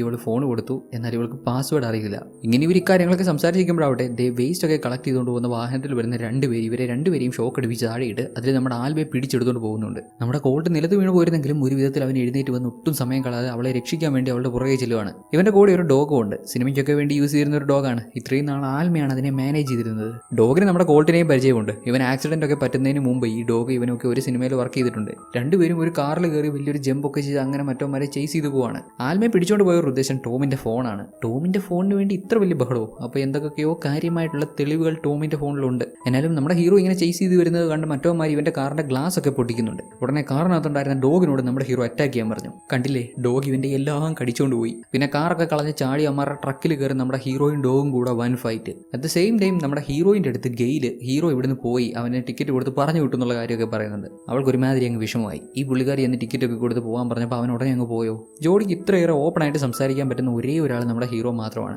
ഈ സിനിമയുടെ ഷൂട്ടിംഗ് തീരുന്നതുവരെ അവൻ തന്റെ കൂടെ ഉണ്ടാവണമെന്ന് ഇവൾ ആഗ്രഹിച്ചിരുന്നു. ഇപ്പൊ അവൻ ഒരു വാക്ക് പോലും പറയാതെ പോയെന്ന് കേട്ടപ്പോൾ അവൾക്ക് ഒരുമാതിരി അങ്ങ് വിഷമമായി. വല്ലാണ്ട് അങ്ങ് വിഷമിച്ച് കരോക്കേക്ക് രണ്ടുപേരും കൂടി ഒരുമിച്ച് പാടാൻ വെച്ചിരുന്ന പാട്ടൊക്കെ മാറ്റി അവൾ ഒറ്റയ്ക്ക് ഒരു പാട്ടൊക്കെ പാടുന്നുണ്ട്. ഈ പബ്ബുള്ള ഇതേ ലൊക്കേഷനിൽ തന്നെയാണ് നമ്മുടെ ഹീറോ. പക്ഷെ പുള്ളിക്ക് ഇങ്ങോട്ട് വരാൻ പറ്റത്തില്ല, അവിടെ പൊരിഞ്ഞ ഫൈറ്റ് നടക്കുമല്ലേ. ആൽമയെ പിടിച്ചുകൊണ്ട് പോയവരുടെ കൂട്ടത്തിൽ രണ്ടുപേരെ നമ്മുടെ ഹീറോ അടിച്ച് താഴെ ഇടുന്നുണ്ട്. വണ്ടി ഡ്രൈവ് ചെയ്തുകൊണ്ടിരുന്ന ആളെ ആൽമയും ആ ഡോഗും കൂടെ ഒരു വിധത്തിൽ അടിച്ച് താഴെ ഇട്ടു. അറ്റ് ലാസ്റ്റ് നമ്മുടെ ഹീറോ വാഹനത്തിന്റെ പുറകിലായിട്ട് അങ്ങനെ നിൽക്കുവാണ്. ആൽമ ആവട്ടെ ഡ്രൈവിംഗ് സീറ്റിൽ കയറി ഇരുന്ന് രണ്ടും കൽപ്പിച്ച് ബ്രേക്കിൽ ഒരൊറ്റ ചവിട്ട്. കണ്ണാടിയൊക്കെ പൊട്ടിച്ച് ദേ നമ്മുടെ ഹീറോ തെറിച്ച് ഫ്രണ്ടിൽ വീണു. ഒന്നും പറയണ്ട, ഉയിര് ബാക്കിയുണ്ട്. ഉള്ള ഉയിരും കൊണ്ട് ജോഡിയോട് പറഞ്ഞ പോലെ ആ ഒരു കരോക്കെ പാടുന്ന ഒരു പബ്ബിലേക്ക് ചെല്ലുന്നുണ്ട്. ബട്ട് അപ്പോഴേക്കും ജോഡിയൊക്കെ അവിടുന്ന് പോയിരുന്നു. ഡാൻ അവിടെയുണ്ട്. ഡാനിന്റെ അടുത്ത് ഇവിടെ ഇപ്പൊ സംഭവിക്കുന്ന കാര്യങ്ങളെ പറ്റിയൊക്കെ പറഞ്ഞ് റൈഡറിന്റെ ഫോണും കാണിച്ചു. ഇത് അൺലോക്ക് ചെയ്യാൻ പാസ്വേഡ് വേണമല്ലോ. ടോമിന്റെ സ്വഭാവം അനുസരിച്ച് പുള്ളിക്കാരൻ അവന്റെ അപ്പാർട്ട്മെന്റിൽ ഒരുപാട് സ്റ്റിക്കറുകളിൽ ഓരോന്നിങ്ങനെ എഴുതി വെച്ചിട്ടുണ്ട്. മേ ബി അവന്റെ ഫോണിന്റെ പാസ്വേഡ് അങ്ങനെ എവിടെയെങ്കിലും എഴുതി വെച്ചിട്ടുണ്ടെങ്കിലോ. മേ ബി ഉണ്ടാവാം, അവൻ ഇങ്ങനെ എഴുതി വെക്കുന്ന ശീലമുണ്ട്. തുടർന്ന് ഡാനും കോൾട്ടും ടോമിന്റെ അപ്പാർട്ട്മെന്റിൽ ചെന്ന് അവിടെ കുറേ തിരഞ്ഞ് ഫൈനലി ഫോണിന്റെ പാസ്വേഡ് കണ്ടുപിടിച്ചു. അതിൽ കുറെ അലമ്പ് വീഡിയോസ് ഉണ്ട്. ടോം വെറും ഒരു ഊളയാണെന്നേ. ഇങ്ങനെ ഓരോരോ വീഡിയോസ് ആയിട്ട് നോക്കി വരുമ്പോൾ നമ്മുടെ ടോമും ഹെൻറിയും ഫൈറ്റ് ചെയ്യുന്നൊരു വീഡിയോ അതിനകത്തുണ്ട്. അൽമ കോൾട്ടിനോട് പറയുന്നുണ്ടായിരുന്നല്ലോ ലാസ്റ്റ് ആയിട്ട് അവൾ ടോമിനെ കണ്ടത് ടോമും ഹെൻറിയും ഇങ്ങനെ ഫൈറ്റ് ചെയ്യുന്ന ആ ഒരു സമയത്താണെന്ന്. അവളെ ഉമ്മാർ ഇങ്ങനെ ഫൈറ്റ് ചെയ്യുന്നത് മാത്രമേ കണ്ടുള്ളൂ. അതിനുശേഷം സംഭവിച്ചത് എന്താണെന്ന് ഈ വീഡിയോയിലുണ്ട്. ടോമിന്റെ കൂടെ ഇവിടെ ഫൈറ്റ് ചെയ്യുന്ന ഹെൻറി ടോമിന്റെ സ്റ്റണ്ടബിൾ ആണ്. നമ്മുടെ ഹീറോയ്ക്ക് ആക്സിഡന്റ് പറ്റിയ ആ ഒരു കണ്ടീഷനിലായതിനു ശേഷം ടോമിന്റെ പുതിയ സ്റ്റണ്ടബിൾ. ഈ ഹെൻറിയെ നേരത്തെ നമ്മുടെ ഹീറോ കണ്ടിരുന്നു എന്നവൻ്റെ ഒരു ഓർമ്മയുണ്ട്. ആ ഹോട്ടൽ റൂമിൽ ഒരു ഡെഡ് ബോഡി കിടക്കുന്നുണ്ടായിരുന്നല്ലോ. ആ ഡെഡ് ബോഡി ഈ ഹെൻറിയുടെ ആണെന്നാണ് അവൻ പറയുന്നത്. ശരിയാണ്, ദാണ്ടെ ഈ വീഡിയോയിൽ കണ്ടില്ലേ, ടോമും അവന്റെ സ്റ്റണ്ടബിളും കൂടെ ഫൈറ്റ് ചെയ്ത് ടോം ഒറ്റ ചവിട്ട് ഹെൻറിക്ക് ഇട്ട് ഹെൻറി തലയടിച്ചാണ് വീണത്. ഓൺ ദ സ്പോട്ടിൽ ഹെൻറി തട്ടിപ്പോയി. ടോമാണ് ഹെൻറിയെ കൊന്നത്. നമ്മുടെ ഹീറോ അന്ന് ആ ഹോട്ടൽ റൂമിൽ ചെല്ലുന്നതുവരെ ഹെൻറിയുടെ ബോഡി അവിടെ ഉണ്ടായിരുന്നു. ബട്ട് പുള്ളിക്കാരൻ പോലീസിനെ വിളിച്ചുകൊണ്ട് അങ്ങോട്ട് ഇരുന്നപ്പോൾ ബോഡി അവിടെ ഇല്ല. ആ ഒരു ചെറിയ ടൈമിനിടയ്ക്ക് ആരോ ആ ബോഡി അവിടുന്ന് മാറ്റി. ഈ വീഡിയോ ഒരു വലിയ തെളിവാണ്. ടോമാണ് അവന്റെ സ്റ്റണ്ടബിൾ ഹെൻറിയെ കൊന്നതെന്നുള്ളതിന് തെളിവ്. ഈ തെളിവ് പുറത്താവാതിരിക്കാൻ വേണ്ടിയാണ് നേരത്തെ മറ്റോമാർ ആൽമയെ പിടിക്കാൻ വന്നതും ഹെൻറിയുടെ ഫോൺ ചോദിച്ചതും ടോമിന്റെ ഫോൺ ചോദിച്ചതും ഒക്കെ. അറ്റ് ദ സെയിം ടൈം ഇവരുടെ കൂടെ വർക്ക് ചെയ്യുന്ന വെൻഡി എന്നൊരു പുള്ളിക്കാരൻ നമ്മുടെ ഡാനിനെ വിളിച്ച് ന്യൂസ് വെക്കാൻ പറയുന്നുണ്ട്. ന്യൂസിൽ ഇപ്പോൾ ഹെൻറിയുടെ കൊലപാതകമാണ് പ്രധാന വിഷയം. ടോം റൈഡറിന്റെ സ്റ്റണ്ടബിൾ കൊല്ലപ്പെട്ടു. കൊല ചെയ്തേക്കുന്നത് നമ്മുടെ കോൾട്ട് ആവാനാണ് സാധ്യതയെന്ന്. കാരണം അവന്റെ ബോഡി കണ്ടെത്തിയ ആ ഹോട്ടൽ റൂമിലേക്ക് നമ്മുടെ കോൾട്ട് കയറി പോകുന്നതിന്റെ വിഷ്വൽസ് അവർക്ക് കിട്ടി. കാര്യങ്ങൾ ഇങ്ങനെയൊക്കെ ആയതോടെ നമ്മുടെ ഹീറോ ഉടനെ തന്നെ ജോഡിയെ കോൺടാക്ട് ചെയ്യാൻ ശ്രമിക്കുന്നുണ്ട്. വിളിച്ചിട്ട് അവൾ കോൾ എടുക്കുന്നില്ല. അവൾക്ക് കുറേ മെസ്സേജ് അയച്ചു. അവൾ മറ്റു കുറച്ച് പണിയിലായിരുന്നു. ഇവിടെ ടോമിന്റെ ലോഫ്റ്റ് ഹൗസിലേക്ക് കുറേ ഗുണ്ടകൾ വരുന്നുണ്ട്. അവരുടെ ഉദ്ദേശം നമ്മുടെ കോൾട്ടാണ്. ഉടൻ ഡാനും കോൾട്ടും ഇവിടെയുള്ള കുറേ ആയുധങ്ങളൊക്കെ എടുത്ത് തയ്യാറാവുന്നുണ്ട്. വെട്ടുകത്തിയും ഗണ്ണും ഒക്കെ എടുക്കുന്നുണ്ട്. ബട്ട് ഇതൊന്നും ഒറിജിനൽ അല്ല. എല്ലാം സിനിമയ്ക്ക് വേണ്ടി യൂസ് ചെയ്യുന്ന പ്രോപ്പ് ഐറ്റംസ് ആണ്. എന്നാൽ ഗുണ്ടകൾ നല്ല ഒറിജിനൽ ഗൺസ് ഒക്കെ ആയിട്ടാണ് വരുന്നത്. എന്നാലും ഇവർ രണ്ടുപേരും കരുതിയിരുന്ന് അമ്മമാരോട് ഫൈറ്റ് ചെയ്യുന്നു. ടോമിന്റെ ഫോണാണ് അവന്മാരുടെ ഉദ്ദേശം. അതിനുവേണ്ടി ഇവരെ രണ്ടുപേരെയും കൊന്നു കളയാൻ പോലും അമ്മമാർ മടിക്കത്തില്ല. ഇങ്ങനെ ഇവർ ഫൈറ്റ് ചെയ്യുന്ന കൂട്ടത്തിലാവട്ടെ ദേ ടോമിന്റെ ഫോണിൽ ബുള്ളറ്റ് കൊണ്ടു. അടിപൊളി. ആ കാര്യത്തിൽ ഒരു തീരുമാനമായി. ആകെയും പോകെ ഉണ്ടായിരുന്ന തെളിവാണ്. ഫോൺ നശിച്ചു പോയ കാര്യം ഗുണ്ടാ സഹോദരന്മാർ ശ്രദ്ധിച്ചില്ല. അതുകൊണ്ട് അവന്മാർ ഒട്ടും വിട്ടുകൊടുക്കാത്ത സ്ട്രോങ് ആയിട്ട് തന്നെ ഫൈറ്റ് ചെയ്യുന്നുണ്ട്. ഗുണ്ടച്ചേട്ടന്മാരെന്ന് വിളിക്കുന്നെങ്കിലും ഇവർ ആക്ച്വലി നമ്മുടെ റൈഡറിന്റെ സെക്യൂരിറ്റി ആട്ടോ. ആവശ്യം വന്നാൽ ഗുണ്ട വരെ ആവാൻ മടിക്കാത്ത സെക്യൂരിറ്റീസ്. എന്നാലും ഒരു വിധത്തിൽ നമ്മുടെ ഹീറോയിൻ ഡാനും ആ കൂട്ടത്തിലുള്ളവന്മാരെയൊക്കെ അടിച്ചും വീടിച്ചും വീഴ്ത്തി. ലാസ്റ്റ് ബാക്കി വന്ന ഒരുത്തിന്റെ തലയ്ക്ക് നേരെ പിസ്റ്റൽ ചൂണ്ടി അവന്റെ കയ്യിലുണ്ടായിരുന്ന വലിയ ഗൺ ഇങ്ങി പിടിച്ചു വാങ്ങി. അതും ഷോട്ട് ഗൺ. ഒരു വിധത്തിൽ കാര്യങ്ങളൊക്കെ ഇങ്ങനെ ആയതോടെ ഡാൻ ആവട്ടെ ആ ഷോട്ട് ഗണ്ണും പിടിച്ച് മേടിച്ച് നമ്മുടെ ഹീറോയുടെ കൂടെ ഉണ്ടായിരുന്ന ഡോഗ് ഉണ്ടല്ലോ അതിനെയും വിളിച്ച് അവിടെ നിന്ന് ഇറങ്ങി പോകുന്നുണ്ട്. ഇപ്പോഴും ഹീറോ ഇവന്റെ തലയ്ക്ക് നേരെ പിസ്റ്റൽ ചൂണ്ടി ഇങ്ങനെ നിൽക്കുവാണേ. ഡാൻ അവിടെ നിന്ന് പുറത്തിറങ്ങിയതും ഹീറോയുടെ ശ്രദ്ധ ചെറുതായിട്ടൊന്ന് മാറി. ഉടനെ ഈ ഗുണ്ടാ സഹോദരൻ ഹീറോയുടെ കയ്യിലിരുന്ന പിസ്റ്റൽ പിടിച്ചു വാങ്ങി ഹീറോയെ ഷൂട്ട് ചെയ്തു. എന്ത് ചെയ്യാൻ പറ്റും, ഹീറോ വെടി കൊണ്ട് താഴെ വീണു. ദെൻ ആരെയോ ഫോൺ ചെയ്ത് കോൾട്ട് മരിച്ചു എന്ന് പറയുമ്പോൾ അതേ മരിച്ചു വീണ കോൾട്ട് എഴുന്നേറ്റ് ഓടി പോകുന്നു. അപ്പോഴാണ് ഗുണ്ടാ സഹോദരന് മനസ്സിലാവുന്നത് പുള്ളിയുടെ കയ്യിലിരിക്കുന്ന പിസ്റ്റൽ വെറും പ്രോപ്പ് സാധനമാണ്. അത് സിനിമയ്ക്ക് യൂസ് ചെയ്യുന്ന ഗണ്ണാണ്. ഓടി രക്ഷപ്പെടാൻ ശ്രമിച്ചെങ്കിലും നടന്നില്ല. ഗുണ്ടാ സഹോദരന്മാർ നമ്മുടെ കോൾട്ടിനെ വളഞ്ഞു. ഈ ഗുണ്ടാ സഹോദരന്മാരെയൊക്കെ അയച്ചത് ആരാണെന്ന് മനസ്സിലായി കാണുമല്ലോ. സൂപ്പർ സ്റ്റാർ ടോം റൈഡർ തന്നെ. അയാളുടെ സ്റ്റണ്ടബിളിനെ കൊന്നു എന്നുള്ള വാർത്ത പുറത്തു വന്നാൽ ആകെ വിഷയമല്ലേ. ഇങ്ങനെയാണ് ചെയ്തെന്നുള്ള എല്ലാ തെളിവും ഇങ്ങേരുടെ ഫോണിലുണ്ടല്ലോ. എങ്ങനെയെങ്കിലും ആ തെളിവ് നശിപ്പിക്കാൻ വേണ്ടിയുള്ള ശ്രമമാണ് ഈ കണ്ടതൊക്കെ. ഇപ്പൊ നമ്മുടെ കോൾട്ടിനെ പിടിച്ച് കെട്ടിയിട്ട് തല്ലി ഒരു പരവുമാക്കി. പറയടാ ആ ഫോൺ എവിടെ? അത് കോൾട്ടിന്റെ കയ്യിലുണ്ടെന്ന് എനിക്കറിയാം. അതിങ്ങ് തന്നേക്ക്. കോൾട്ട് കൊടുക്കുവോ? ശരിക്കും ആ ഫോൺ നശിച്ചു പോയി എന്നുള്ള കാര്യം പോലും ഇവിടെ പറയുന്നില്ല. ഹെൻറിയെ കൊന്നത് കോൾട്ട് അല്ല, പകരം ടോം ആണെന്ന് തെളിയിക്കാൻ ആകെയും പോകെയുള്ള ഒരേ ഒരു തെളിവാണത്. ഇവൻ കൊടുക്കൂല എന്നുള്ള മൂഡിൽ നിൽക്കുമ്പോൾ ടോം ഒരു കഥ പറയുന്നു. കോൾട്ട് ടോമിന്റെ സ്റ്റണ്ടബിൾ ആയതിനു ശേഷം കോൾട്ടിന്റെ വളർച്ച ഭയങ്കര സ്പീഡിലായിരുന്നു. എല്ലാം പക്കാ പ്രൊഫഷണൽ രീതി ചെയ്യുന്നു. ഫസ്റ്റ് അറ്റംപ്റ്റിൽ തന്നെ എല്ലാം നല്ല ബെറ്റർ ആയിട്ട് അടിപൊളിയായിട്ട് ചെയ്യുന്നു. എല്ലാ കാര്യത്തിലും കോൾട്ട് ഇങ്ങനെ ബെറ്റർ ആയതോടെ ടോമിനൊരു ഫീൽ അടിച്ചു. കോൾട്ട് തന്നെക്കാളും ബെറ്റർ ആണോ എന്നൊരു തോന്നൽ. ഇങ്ങനെ തന്റെ സ്റ്റണ്ടബിൾ തന്നെക്കാളും ബെറ്റർ ആവണ്ട, അവൻ ഈ ക്രെഡിറ്റും കൊണ്ടൊന്നും പോകണ്ട എന്നൊക്കെ ചിന്തിച്ചു കൂട്ടി ഈ ടോം ഒരു പണി ഒപ്പിച്ചു. നമ്മുടെ ഹീറോ ഒരു സ്റ്റണ്ട് ചെയ്തപ്പോൾ ടോം ഒരു ബട്ടണിൽ ക്ലിക്ക് ചെയ്തു. കഥയുടെ സ്റ്റാർട്ടിങ്ങിൽ നമ്മൾ കണ്ടില്ലേ നമ്മുടെ ഹീറോയ്ക്ക് ആക്സിഡന്റ് പറ്റിയത്. അത് അബദ്ധം പറ്റിയതല്ല. നമ്മുടെ കോൾട്ടിനെ വീഴ്ത്താൻ വേണ്ടി വേണ്ടി ടോം മനഃപൂർവ്വം ചെയ്തതാണ്. ദെൻ അതിനുശേഷം ഹെൻറി ഇവന്റെ സ്റ്റണ്ടബിളായിട്ട് വന്നു. ഒരിക്കലൊരു പാർട്ടിയിൽ വെച്ച് ഹെൻറി ടോമിനോട് നീ തന്നെയാണോ നിന്റെ സ്റ്റണ്ട് ചെയ്യുന്നതെന്ന് ചുമ്മാ കാഷ്വൽ ആയിട്ട് ചോദിച്ചു. അത് ടോമിന് ഒട്ടും അങ്ങോട്ട് ഇഷ്ടപ്പെട്ടില്ല. തന്റെ സ്റ്റണ്ടബിൾ തന്നെ കളിയാക്കുകയോ? ഹെൻറിയെ വകവരുത്തണമെന്നുള്ള ഉദ്ദേശത്തിൽ തന്നെയാണ് ടോം അവനോട് ഫൈറ്റ് ചെയ്തത്. അവന്റെ ഉദ്ദേശം നടന്നു. ഹെൻറി മരിച്ചു. ആ ടൈമിൽ ടോം കുറേ കഴിച്ചിട്ടുണ്ടായിരുന്നു. അതിന്റെയും കൂടെ കിക്കിലായതുകൊണ്ട് പുള്ളിക്കാരന് സ്വയം കൺട്രോൾ ചെയ്യാൻ പറ്റിയില്ല. പറ്റിയത് പറ്റി, ഇനി അത് ഈ നൂരിയേ പറ്റൂ. അതിന് ഇവൻ ഗെയിലിന്റെ സഹായം തേടി. അങ്ങനെ ഗെയിൽ ഒരു പ്ലാൻ പറഞ്ഞു. എന്താണെന്നോ, പണ്ടത്തെ സ്റ്റണ്ടബിളിനെ, അതായത് നമ്മുടെ ഹീറോ കോൾട്ടിനെ തിരിച്ചു കൊണ്ടുവരാം. ദെൻ ടോമിനെ കാണാനല്ല, ടോമിനെ അന്വേഷിച്ച് പോകണമെന്ന് പറഞ്ഞ് കോൾട്ടിനെ ഈ ഒരു വഴിക്ക് തിരിച്ചു വിടാം. അങ്ങനെ അവനെ ആ ഒരു ഹോട്ടലിൽ എത്തിക്കുന്നു. ഹോട്ടൽ റൂമിനകത്ത് അവൻ കയറുന്നതായിട്ട് ക്യാമറയിൽ വിഷ്വൽ വരുന്നു. അതോടെ ടോം ചെയ്ത കൊലപാതകം കോൾട്ട് ചെയ്ത പോലെ ആയില്ലേ. അറ്റ് ദ സെയിം ടൈം നമ്മുടെ ജോഡിയുടെ അടുത്ത് ഗെയിൽ ഇന്ന പോലെ കാര്യങ്ങളൊക്കെ പറയുന്നുണ്ട്. അതായത് നമ്മുടെ ഹീറോ ഒരു കൊലപാതകം ചെയ്തെന്ന്. ന്യൂസിലൊക്കെ ഇങ്ങനെയാണ് കാണിക്കുന്നത്. അവൻ എന്തിനാണ് ഹോട്ടലിലേക്ക് പോയത്, കൊലപാതകം ചെയ്തു, അത് ഇതെന്നൊക്കെ പറഞ്ഞിട്ട് അവളെ ഒരുമാതിരി ടെൻഷൻ ആക്കുന്നുണ്ട്. ജോഡി അവളുടെ ഫോണിൽ നോക്കുമ്പോൾ കോൾട്ട് അവൾക്ക് എന്തൊക്കെയോ മെസ്സേജ് അയച്ചിട്ടുണ്ട്. ഈ മെസ്സേജ് ഒക്കെ ജോഡി കണ്ട പ്രശ്നമുണ്ടോ. പെട്ടെന്ന് ഗെയിൽ എന്ത് ചെയ്തു, ആ ഫോൺ തട്ടിപ്പറിച്ച് അങ്ങോട്ടും ഇങ്ങോട്ടും പിടിച്ച് പുള്ളിക്കാരുടെ കയ്യിലുണ്ടായിരുന്ന ഡ്രിങ്ക്സിനകത്ത് അങ്ങിട്ടു. അതോടെ ഫോണിന്റെ കാര്യം ഒരു തീരുമാനമായി. ഐഫോണൊക്കെ ഇത്രേ ഉള്ളൂ, ഒന്ന് വെള്ളത്തിൽ വീണാൽ പോയി. ഇനിയിപ്പോൾ നെഗറ്റീവ് ക്യാരക്ടേഴ്സിന് ഐഫോൺ യൂസ് ചെയ്യാൻ പെർമിഷൻ കൊടുക്കാത്തതുകൊണ്ട് ഇവർ കരുതി കൂട്ടി ചെയ്തതാണോ എന്തോ. അല്ല, അപ്പം നശിച്ചു പോയ ടോമിന്റെ ഫോണോ എന്തോ.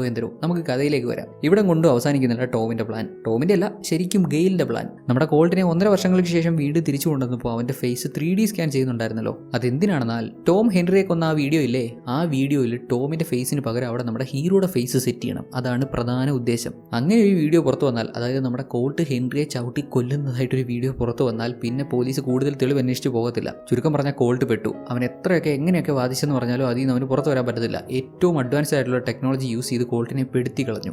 പെടുത്തിയേനെയും. അങ്ങനെയായിരുന്നു ഇവരുടെ പ്ലാൻ. ഇത്രയൊക്കെ ചെയ്തിട്ട് ഇവന്റെ ശരീരത്ത് മയക്കുമരുന്ന് കുത്തിവെച്ച് ഇവന്റെ കാറിനകത്താക്കി ഒരു പാലത്തിൽ വെച്ച് ആ കാർ പൊട്ടിത്തെറിപ്പിച്ച് നമ്മുടെ ഹീറോയെ അങ്ങ് കൊന്നു കളഞ്ഞേക്കാം എന്നും കൂടിയുള്ളതായിരുന്നു ഇവരുടെ പ്ലാൻ. അടിപൊളി പ്ലാൻ, ഒരു രക്ഷയില്ല. കോൾട്ടിനെ എങ്ങനെ ഇതിൽ നിന്ന് പുറത്തു വരാൻ പറ്റും? ഇപ്പൊ തന്നെ ഇവിടെ കെട്ടിയിട്ടേക്കുമല്ലേ. ഇവന്മാർ എന്തായാലും നമ്മുടെ കോൾട്ടിനെ കൊല്ലുന്നുള്ള കാര്യത്തിൽ സംശയമൊന്നുമില്ല. എവിടാ ഫോൺ, എവിടാ എന്നൊക്കെ പറഞ്ഞ് പിന്നെയും അതിന്റെ കാര്യം ചോദിക്കുമ്പോൾ ഫോൺ നശിച്ചു പോയി എന്നുള്ള കാര്യം ഇവൻ തുറന്നു പറഞ്ഞു. പക്ഷെ അവന്മാർ വിശ്വസിക്കുന്നില്ല. ഫോൺ നശിച്ചിട്ടില്ല, ഇവനോട് ഒളിപ്പിച്ച് വെച്ചിട്ടുണ്ടെന്നാണ് അവർ കരുതുന്നത്. എന്തായാലും ഇവനോട് നിന്ന് രക്ഷപ്പെട്ടു പോയെങ്കിലല്ലേ ഫോണിനെ പറ്റി ചിന്തിക്കേണ്ട ആവശ്യമുള്ളൂ. ഇവനെ ഇവിടെ വെച്ച് തന്നെ കത്തിച്ച് കൊന്നാലോ.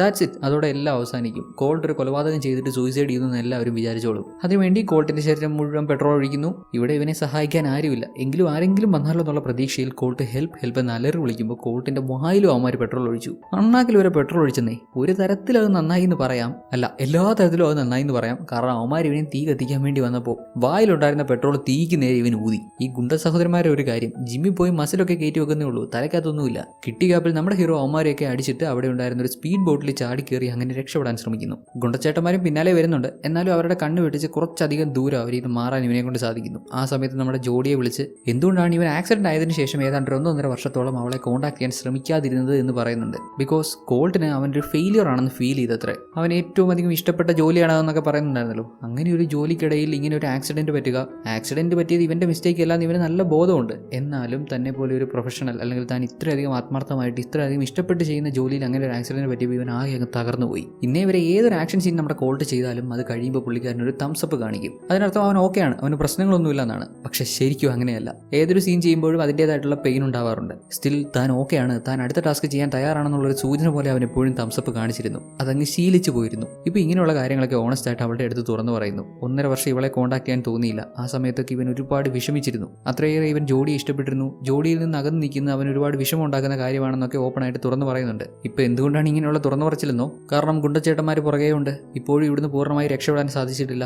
ഗെയിലിന്റെയും ടോം റൈഡറിന്റെയും പ്ലാൻ അനുസരിച്ച് ഇപ്പോൾ ഇവൻ ഒരു കുറ്റക്കാരനാണ്, ഒരു കൊലപാതകിയാണ്. ഇവിടുന്ന് ഇതുവരെയും പൂർണ്ണമായി രക്ഷപ്പെടാൻ സാധിച്ചിട്ടില്ല. ഒരുപക്ഷെ ഇവൻ എന്തെങ്കിലും സംഭവിച്ച് മരണപ്പെടാനുള്ള സാധ്യത വരെയുണ്ട്. മാത്രമല്ല ജോഡിയോട് സ്റ്റുഡിയോ ആവശ്യപ്പെടുന്നതിനനുസരിച്ച് അവൾ അവളുടെ സിനിമയുടെ കഥയൊന്നും വളച്ചൊടിച്ച് ക്ലൈമാക്സ് ഒരുമാതിരി ഹാപ്പി എൻഡിങ്ങൊന്നും ആക്കരുത്. അവൾക്ക് എന്ത് ശരിയാണെന്ന് തോന്നുന്നു അത് ചെയ്യാനും ഇവൻ പറയുന്നുണ്ട്. അപ്പോഴേക്കും ഗുണ്ടച്ചേട്ടന്മാർ ഇവന് നേരെ വെടിയൊക്കെ വെച്ച് ഇവന്റെ സ്പീഡ് ബോട്ട് കത്തിക്കുന്നൊക്കെയുണ്ട്. ഏതാനും നിമിഷങ്ങൾക്കുള്ളിൽ കത്തിയത് ഇല്ലാണ്ടാവും. ഇനി എനിക്ക് രക്ഷപ്പെടാൻ പറ്റത്തില്ലെന്ന് ഹീറോയും ഏതാണ്ട് ഉറപ്പിച്ച മട്ടാണെന്ന് തോന്നുന്നു. എന്തായാലും സ്പീഡ് ബോട്ട് നേരെ ചെന്നൊരിട്ട് തിരിച്ചു കയറി വലിയൊരു സ്ഫോടനം ഉണ്ടാകുന്നു. പ്രോബ്ലി അവനവിടെ മരിച്ചിട്ടുണ്ടാവും. അത്ര വലിയ സ്ഫോടനമായിരുന്നേ. ഗുണ്ടച്ചേട്ടന്മാരെ ഏരിയ മൊത്തം തിരയുന്നുണ്ട്. അവിടെ എങ്ങും നമ്മുടെ ഹീറോ ജീവനോടെ ഉണ്ടാവാനുള്ള ചെറിയൊരു സാധ്യത പോലുമില്ല. സോ അവർ ഉദ്ദേശിച്ച പോലെ, അവർ ആഗ്രഹിച്ച പോലെ കോൾട്ട് മരണപ്പെട്ടു. അവർ തിരിച്ചുപോയി. ഇതിനിടെ നമ്മുടെ ഡാനും ആ ഡോഗിനും രക്ഷപ്പെടാൻ സാധിച്ചിട്ടുണ്ടായിരുന്നു. ഗുണ്ടകൾ ടോമിന്റെ ലോഫ്റ്റ് ഹൗസ് ചുറ്റി വളയുന്നതിന് മുമ്പ് പുള്ളിയും ഡോഗും പുറത്തു പോയിട്ടുണ്ടായിരുന്നല്ലോ. കോൾട്ട് മരണപ്പെട്ടു എന്നുള്ള കാര്യം ഗുണ്ടകൾ ഗെയിലിനെ വിളിച്ച് പറഞ്ഞിരുന്നു. പുള്ളിക്കാരി ഈ കാര്യം നമ്മുടെ ജോഡിയോടും പറഞ്ഞു. അവൾക്ക് ഒരുപാട് വിഷമമായി. എന്നാൽ ശരിക്കും നമ്മുടെ കോൾട്ട് മരിച്ചിട്ടൊന്നുമില്ല. ആ വലിയ ക്രാഷ് ഉണ്ടാകുന്നതിന് മുമ്പ് പുള്ളിക്കാരുടെ അടുത്ത് വെള്ളത്തിൽ ചാടിയിട്ടുണ്ടായിരുന്നു. ഏതാണ്ട് അപ്പോഴേക്കും തന്നെ TV ന്യൂസിൽ നമ്മുടെ കോൾട്ട് ഹെൻറിയെ ചവിട്ടി കൊല്ലുന്നതായിട്ടുള്ള വിഷ്വൽസ് ഒക്കെ വരുന്നുണ്ട്.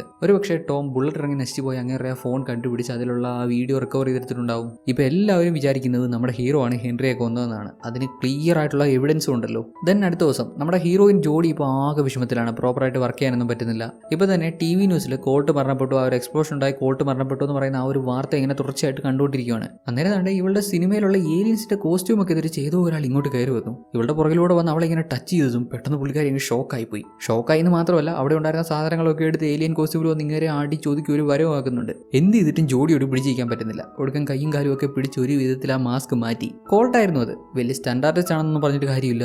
ഇവള് വയലന്റ് ആയി കഴിഞ്ഞാൽ പിന്നെ ഒരാൾക്ക് ഇവളെ പിടിച്ചിരുത്താൻ പറ്റൂല. പാവം കോൾട്ട്. അടിക്കിടയിൽ ഇവന്റെ കാലിൽ ഒരു പേന വരെ കുത്തിയിറക്കിയായിരുന്നു. സംഭവിച്ച കാര്യങ്ങളൊക്കെ ഇവൻ തുറന്നു പറഞ്ഞു. ഇവൾക്കും എല്ലാ സത്യങ്ങളും പുറത്തു കൊണ്ടുവരണമെന്നുണ്ട്. പക്ഷേ എങ്ങനെ? അതിനെന്താണൊരു വഴി? ഇപ്പം നമ്മുടെ ഹീറോയുടെ ലൈഫ് ഇങ്ങനെ ആവാൻ കാരണം ഈ ഒരു മൂവിയാണ്, അതിന്റെ പുറകിൽ കുറെ ആളുകൾ കളിച്ചതാണ്. അങ്ങനെയൊക്കെ പറഞ്ഞ് പുള്ളിക്കാരി അവൾ ഇത്രയും നാൾ കഷ്ടപ്പെട്ട് വർക്ക് ചെയ്ത ഈ ഒരു മൂവി പോലും വേസ്റ്റ് ആണ് എന്നൊരർത്ഥം വരുന്ന രീതിയിൽ സംസാരിക്കുന്നുണ്ട്. ഉടൻ കോൾട്ട് അവളെ തടഞ്ഞിട്ട് അങ്ങനെയൊന്നും പറയാൻ പാടില്ല, നീ ഇത്രയും നാൾ വർക്ക് ചെയ്ത് ഈ ഒരു മൂവിക്ക് വേണ്ടിയാണ്. ഇതിന്റെ വിജയപരാജയം നിന്നെ മാത്രമല്ല ഡിപ്പെൻഡ് ചെയ്യുന്നത്. ഒരുപക്ഷെ നിന്നെ പോലെ ആവാൻ ആഗ്രഹിക്കുന്ന ഒത്തിരി പേർക്ക് നീ ഒരു ഇൻസ്പിറേഷൻ ആയേക്കാം എന്നൊക്കെ പറഞ്ഞ് സംസാരിക്കുമ്പോൾ ഇവൾക്കും അങ്ങനെ ഒരു ഫീലായിട്ട് അവനെ കിസ് ചെയ്യുന്നു. കിസ് ചെയ്യാൻ അങ്ങോട്ട് തുടങ്ങിയതേ ഉള്ളൂ. അപ്പോഴേക്ക് ഗെയിൽ ഇവിടെ വന്ന് വാതിലിൽ നോക്കി ചെയ്ത് ഇവളെ വിളിക്കുന്നു. ഓ, ഈ പെണ്ണുപിള്ളോട് പോകാൻ പറ, ബാ നമുക്ക് കിസ് ചെയ്യാം, എനിക്ക് മതിയായില്ല. ഇപ്പൊ ഗെയിൽ ഇവനെ കണ്ടാൽ ശരിയാവത്തില്ല. അതുകൊണ്ട് നമ്മുടെ ഹീറോയിൻ ഗെയിൽ അകത്തേക്ക് കയറി വരുന്നതിന് മുമ്പ് ഇവനെ ഒളിപ്പിക്കുന്നുണ്ട്. ഗെയിലിന്റെ കാര്യം അറിയാലോ, സ്റ്റുഡിയോ ആവശ്യപ്പെടുന്ന ക്ലൈമാക്സ് ആക്കാനാണ് പുള്ളിക്കാരിക്ക് താല്പര്യം. ഓക്കെ റൈറ്റ് എന്ന മട്ടിൽ നമ്മുടെ ഹീറോയിനും എല്ലാത്തിനും തലയാട്ടുന്നുണ്ട്. ബട്ട് നമ്മുടെ ഹീറോയുടെയും ഹീറോയിന്റെയും ആക്ച്വൽ പ്ലാൻ എന്താണെന്ന് വെച്ചാൽ റൈഡറിനെ ഒരു പാഠം പഠിപ്പിക്കണം. നിലവിൽ നമ്മുടെ ഹീറോയുടെ പേരിൽ ആരോപിക്കപ്പെടുന്ന കുറ്റങ്ങളെല്ലാം ഇല്ലാണ്ടാവണം. ഇതുവരെ ഇവർക്ക് അനുകൂലമായിട്ട് യാതൊരു തെളിവില്ല.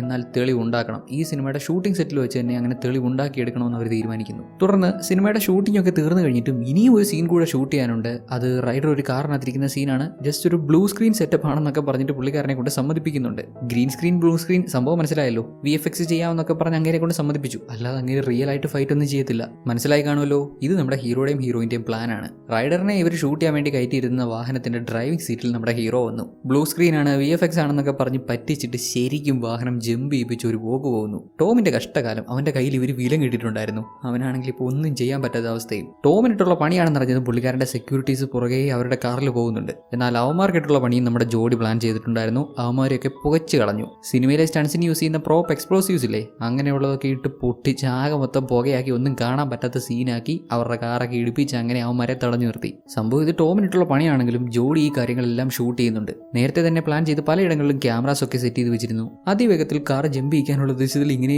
പോകുമ്പോൾ പേടിച്ചിട്ട് നമ്മുടെ ടോമുള്ള സത്യമെല്ലാം വിളിച്ച് പറയുന്നുണ്ട്. ഹെൻറിയെ കൊന്നത് ടോം ആണെന്നും അത് നമ്മുടെ കോൾട്ടിന്റെ തലയിൽ വെച്ച് കെട്ടാനുള്ള തന്ത്രം മെനഞ്ഞതെല്ലാം ഗെയിലാണെന്നും പറഞ്ഞു. ഇവർ ഈ കാറിനകത്തിരുന്ന് സംസാരിക്കുന്നതെല്ലാം റെക്കോർഡ് ചെയ്യാൻ നമ്മുടെ ഹീറോ ഒരാളെ ഏൽപ്പിച്ചിരുന്നു. അങ്ങനെ തെളിവ് റെഡിയാക്കി. ഇനിയിപ്പോൾ നമ്മുടെ ഹീറോ അല്ല കൊലപാതകം ചെയ്തതെന്ന് ഈ ഓഡിയോ പ്രൂഫ് വെച്ച് തെളിയിക്കാൻ പറ്റും. ടോം സത്യങ്ങളൊക്കെ തുറന്നു പറഞ്ഞെങ്കിലും കോൾട്ട് കാർ നിർത്തുന്നില്ല. പുള്ളിക്കാരൻ ജമ്പ് ചെയ്യാൻ മനസ്സിൽ ഉറപ്പിച്ച് തന്നെ മുന്നോട്ട് പോകുന്നു. സിനിമയിൽ കാണിക്കാൻ പോകുന്ന ഏറ്റവും വലിയ ജമ്പിംഗ് സീനാണിത്. അത് നമ്മുടെ ഹീറോ ലൈവായിട്ട് ചെയ്തു. ഇത്തവണ രണ്ടും കൽപ്പിച്ചുള്ള ആക്ട് ആയതുകൊണ്ട് വലുതായിട്ട് സേഫ്റ്റി മെഷേഴ്സ് ഒന്നും എടുക്കാൻ പറ്റിയില്ല. ഏതായാലും ഇത്രയും നാളെ സ്റ്റണ്ട് ഡബിൾസിന്റെ എഫേർട്ടിന് കൈയടി നേടിക്കൊണ്ടിരുന്ന ടോമിന്റെ അടപ്പിളകി എന്നുള്ളതിൽ ഒരു സംശയവുമില്ല. ജമ്പ് ചെയ്ത് കഴിഞ്ഞ് കാറിന്റെ പരുവം കണ്ടില്ലേ, ടോം റൈഡറിന്റെ ബോധവും പോയി. അങ്ങനെ കാര്യങ്ങളൊക്കെ ഇവർ വിചാരിച്ച പോലെ നടന്നു എന്ന് വിചാരിച്ചെങ്കിൽ ഒരു ചെറിയ പ്രശ്നമുണ്ട്.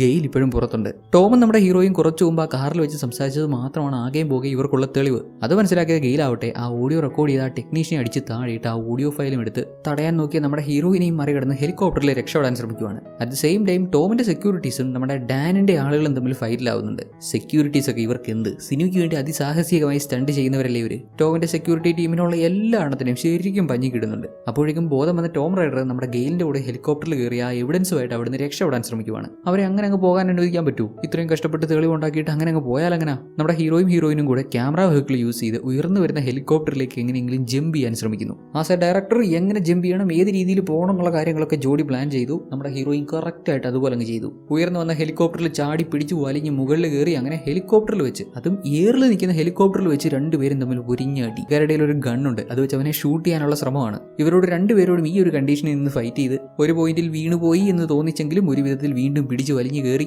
അതിനിടെ ഗെയിൽ 2-3 തവണ ഷൂട്ട് ചെയ്തെങ്കിലും നമ്മുടെ ഹീറോ എല്ലാം തട്ടിമാറ്റി അങ്ങനെ ഒരു വിധത്തിൽ എവിഡൻസ് പിടിച്ചു വാങ്ങി. എന്നാൽ ഗെയിലിന്റെ കയ്യിൽ ഗണ്ണും കിട്ടി. കറക്റ്റായിട്ട് നമ്മുടെ ഹീറോയെ ഇപ്പോൾ പുള്ളിക്കാരിക്ക് ഷൂട്ട് ചെയ്യാനും പറ്റും. നീ തീർന്നടാ മോനെ എന്നുള്ള പറ്റി പുള്ളിക്കാരി ട്രിഗർ വലിച്ചപ്പോൾ അതിലെ ബുള്ളറ്റ് എല്ലാം തീർന്നിരുന്നു. ഒന്നും നോക്കിയില്ല, നേരെ തെളിവുമായി താഴേക്ക് ചാടി. താഴെ സ്റ്റണ്ട് ടീം ഓൾറെഡി മാറ്റൊക്കെ സെറ്റ് ചെയ്തിട്ടുണ്ടായിരുന്നു. ഫൈനലി എല്ലാം ഓക്കെ ആയി. ആൻഡ് നമ്മുടെ ഹീറോയിനെ അവനെ കിസ് ചെയ്യുന്നു. അവിടെ കട്ടായാൽ നമ്മുടെ ജോഡി ഡയറക്ട് ചെയ്ത മൂവിയുടെ ട്രെയിലർ കാണിക്കുന്നു. എല്ലാം മുമ്പ് പറഞ്ഞ പോലൊക്കെ തന്നെ കോസ്മിക് ലവ് സ്റ്റോറി അത് ഇത്. ബട്ട് ഹീറോയിൽ ഒരു മാറ്റമുണ്ട്. Hero Jason മൊമോയാണ്. സിനിമ 9 ഹിറ്റായി. ഓഡിയൻസ് ഏറ്റെടുത്തു, ക്രിറ്റിക്സിന്റെ അടുത്ത് നല്ല റിവ്യൂസ്. കോമിക്കോൺ ഓൺ അങ്ങനെ അങ്ങനെ അങ്ങനെ. ആൻഡ് ഇപ്പോൾ ജോഡിയുടെ പേഴ്സണൽ ലൈഫിലും കാര്യങ്ങളൊക്കെ സ്മൂത്താണ്. നമ്മുടെ കോൾട്ടും ജോഡിയും രണ്ടുപേരും ഹാപ്പിയാണ്. പിന്നെ അവരുടെ കൂടെ ആ ഡോഗും ഉണ്ട്, അയാളും ഹാപ്പിയാണ്. ആൻഡ് ഏറ്റവും അവസാനം ക്രെഡിറ്റ്സിനൊക്കെ ശേഷം എന്താണ് ടോമിനും ഗെയിലിനും സംഭവിച്ചതെന്നും കാണിക്കുന്നുണ്ട്. ഹെലികോപ്റ്ററിൽ വെച്ച് കബഡി കളിക്കാൻ പോയതുകൊണ്ട് അത് ക്രാഷ് ആയിരുന്നു. എന്നാലും രണ്ടാളും കരിഞ്ഞു പുകഞ്ഞ് ജീവനോടെ പുറത്തിറങ്ങി. അപ്പോഴേക്കും അവിടെ പോലീസ് എത്തിയിരുന്നു. എന്നാൽ ആ വിവരം കേട്ടോ ടോം ആവട്ടെ ഇവന്മാർ റിയൽ പോലീസ് ഒന്നുമില്ല, ഞാൻ എൻ്റെ ഏജന്റിനെ വിളിക്കാൻ പോവാണെന്ന് പറഞ്ഞ് ഓടി പോകുന്നുണ്ട്. ഫോണും കൊണ്ട് ഓടിച്ചെന്ന് കയറുന്നതോ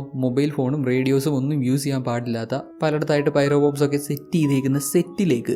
ആഹാ, അതോടെ ടോമിന്റെ കാര്യം തീരുമാനമായിട്ടുണ്ട്. ഹെലികോപ്റ്റർ ക്രാഷ് ചെയ്യുന്നവരെ രക്ഷപ്പെട്ടവനാണ് അവൻ. അവിടെ ചെന്ന് കയറി എന്തരോ ആയി. ഇനിയിപ്പോൾ അഭിനയിക്കാൻ പറ്റുമെന്നും തോന്നുന്നില്ല, വല്ലാത്തൊരവസ്ഥയിലായിട്ടുണ്ടാവും. ഇനിയിപ്പോൾ ഇവനെ വെച്ച് പടം ചെയ്തിട്ട് കാര്യമില്ലല്ലോ. അതുകൊണ്ട് നമ്മുടെ ആൽമ എന്ത് ചെയ്തു, ജെയ്സനെ കോൺടാക്ട് ചെയ്തു. അങ്ങനെ ഒരു പടം ഫിനിഷ് ചെയ്തു, റിലീസ് ചെയ്തു. പടം ഹിറ്റായി എന്ന് മാത്രമല്ല ഒരൊറ്റ ഫിലിം കൊണ്ട് നമ്മുടെ ജോഡി മാർക്കറ്റ് വാല്യൂ ഉള്ള ഡയറക്ടറായി മാറി.